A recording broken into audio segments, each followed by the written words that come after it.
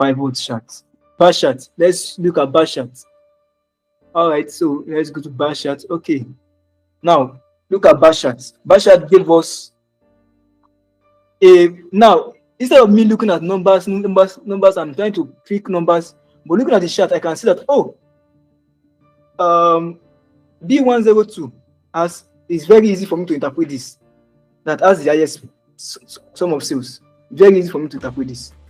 Than me looking at the numbers, I'm trying to look for which number has the highest then. And it did not. We see B102 again has the highest. But now, what is the now you can also see that when you look at this in the vertical aspect, you can see the numerical figures from there. It has more than $5,000 in terms of the B102 in the northern part of sales. But you will notice that in the southern part, B102 is trying to compete with C103.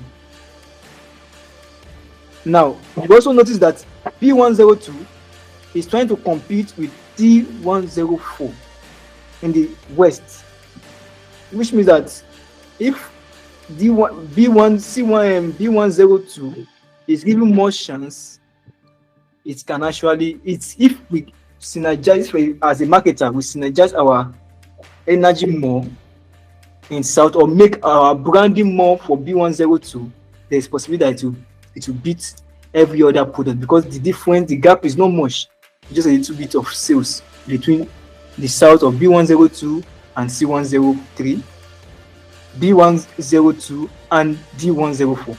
So as the business analyst, I will just say, okay, if my company is the producer of B102, then I begin to say, let us just change our branding.